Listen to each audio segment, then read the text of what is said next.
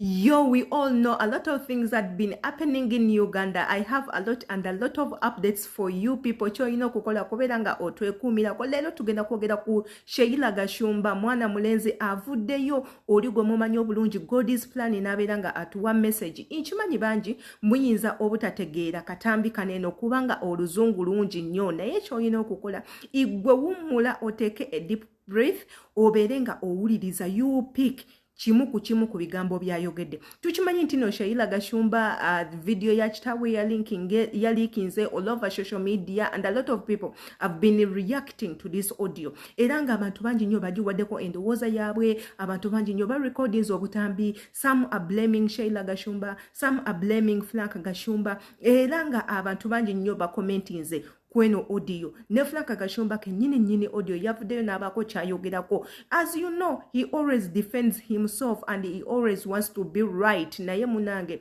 mujukire nti no ensobi eva ebeera nsobi. Nze nga Sheila Adita ndi mukyala mukulu essaawa zineno I can see kino kyagenda bubi kino kyagenda bulungi era nsubira namwe muli as parents mwe abayina abaana era bino tusiba tubibagamba there and then nti omwana enkuza y'omwana kintu kikulu nnyo mu bulamu bwe.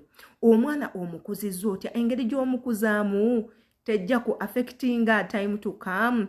Engeri gy'okuzaamu omwana egenda kumukolera mu bulamu bwe obujja mu maaso oba nedda. Ebyo byonna tusiba tubyogera. Tugendako mu katambi ka God's plan tuwulirize God's plan biki byalina okwogera ku Sheila Gashumba eyali ex we. Mwabatamanyi God's plan ngenda kubanga mbateerawo ku bifaananyi bya God's plan here muberenga mubiraba omuvubuka oyo envumulo biliyoniya omuvubuka eyabba miliyoni ne miliyoni za sente mu ggwanga erya England yoyo no ex wa Sheila Gashumba. Tugenda batubateerawo akatambi kawaneno mukawuliriza bulungi naye jjukira ekintu kimu nti nze eva yenze Sheila Adita kyolina okukola ku subscribing. As you know ekigambo subscribe kibeera waawo, notification bell eri waggulu, don't forget it. Gwe kwata mu notification bell wetu osirike buli video gye tunateekayo waneno egenda kubanga nawe ekutuukako. Ate remember muri bantu bensinga okwagala ku nsi kuneeno era namwe abali mu nsi ez'enjawulo njagala mumanyi nti eva imbatumirako gwe commentinga with your name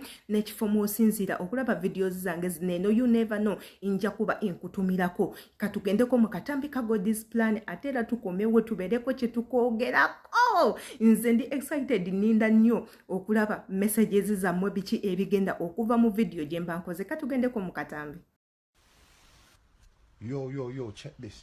Listen, you see all this I'm saying, you know, people paying certain people to talk for them or to come out and defend them or, you know, to come out and write lies and say this and say that. Listen, me, if I get mad, yeah, the kind of dirt I have, the kind of information I have, yeah, and by the way, me, I don't lie, by the way, yeah, that's one thing you should know about me, I don't lie.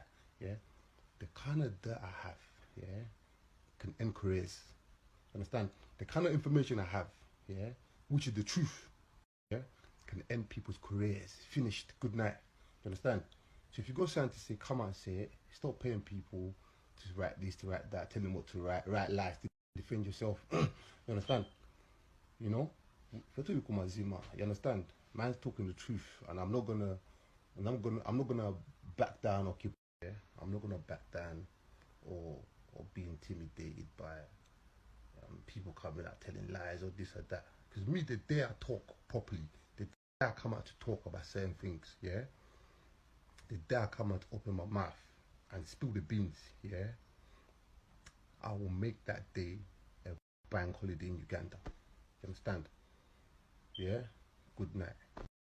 Ndowooza mwena akatambi mukalabye kati nno oyo ye mwana mulenzi God's plan ex wa Sheila Gashumba yabaddeko n'obubaka bw'alina okutuwa. Wabula one thing I'm not sure of, simanyi this video ya mwaka ki ya mwezi ki cause erimu olubimu ekiraga nti nno eyinza okuba nga nkaddeko nga it's not a new video, eyinza okuba nga video nkadde according ku ngeri gyefaananamu erimu olwa brul erimu ebintuntu etangala ezikira eraga nti nno erabika si ya leero wabula ejjidde mu kiseera ekituufu kubanga ebintu bye tuwogerako bye bintu God's Plan bye yali yeemulugunyako ku mukazi we Sheila Gashumba eyali mukyala we Sheila Gashumba njagala mujjukire nti nno this couple yakola nnyo amawulire nebeera nnyo mawulire ne beeyagala nnyo ne beekubanga ssente ne beespoilinga oluzungu wali omusajja abeera England omusajja w'amaanyi yabba ssente nnyingi ddala bamukubye mu mawulire ye musajja akyasinze omufirika okubba ssente eziwerera ddala n'azikuba ng'ate azibbye mu banka n'asurvivinga n'atattibwa n'atabaako n'ekimu kyakolebwa wabula nasigala nga wali ate ne ssente n'azisigaza yoyo no God's Plan. Tujjukire nti no God's Plan yajja mu bulamu bwa Sheila Gashumba n'amuleetera okukyankalanya almost everything. Sheila Gashumba lost her job n'ava ku TV kwe yali akolera. She ran away from home n'ava watata we n'agenda ne yeepangisiza n'atandika okubeera mu apartment ne God's Plan ne batandika business eyabwe ey'engoye bayonoona ssente nnyingi nnyo ddala nga ko batadde n'okukola ebintuntu ebitasa buli ayogera ku God's Plan gwe basiba buli gye bagenda baleka bakozeeyo akavuyo. God's Plan is always doing parties okola parties esuula ssente kwegamba batukolera ebintu bingi nnyo wabula nze nga Sheila Adita era one day I came out in one of my videos nembagamba banange this relationship will never last for long kubanga tulaba waliwo buli omu kyayagala ku munne. Sheila Gashumba is after money and God's Plan is after fame. He's looking for fame, he's looking for a name, he wants to be popular, he wants to be famous, he wants to be a celebrity, he wants to be known. Kyayagala ku Sheila Gashumba kyokka ate ne Sheila Gashumba ya timing and she is looking for money or she was looking for money, sucking money out of this young boy. Ne beekolamu bwe batyo ne bayombako mukyala wa God's Plan omuzungu n'abeera ng'ayombako ne Sheila Gashumba. So that's when Rickman omukwasi w'ensawo we yajjira awo n'abatabulatabula. Rickman used to go to Sheila's apartment nga bagamba ba mikwano, they are doing music business and so on and so forth. So n'ayingira waawo n'abeera nga asnatchinga Sheila Gashumba okuva ku God's Plan. Kati nera woba owuliriza message eyo God's Plan is mentioning something like that okubanga Sheila Gashumba yalinga abagattika ne Rickman nga bwe yeebaka ne God's Plan we yeebaka ne Rickman. So ekyaleetera God's Plan okudampingawo Sheila Gashumba and he had to move on n'amugoba mu nnyumba we baali babeera. God's Plan rena we n'amulekamu mu apartment with nothing, tasasudde rent. Sheila Gashumba embeera n'emukuba n'agendako mu mikwano gye nayo n'avaayo n'asulako mu mamotoka n'asulako mu mabaala. So she had to go back and apologize to the dad n'abeerako ng'asulako ko ewaka. Mujjukire nti bamukubako n'emiggo ereja God's Plan wabula ekyamakulu ekisinga nti bano abantu baalya ssente za God's Plan nnyingi including Franka Gashumba as a dad yalya ssente z'omwami ono God's Plan naye things did not go well ng'era bw'omanyi family ne bakyukira Gaayo ono ne babeera nga bamwogerera buli wamu. Guy had to move on n'afunayo akawala awo akalala akapya and Sheila Gashumba moved on with Rickman up to now.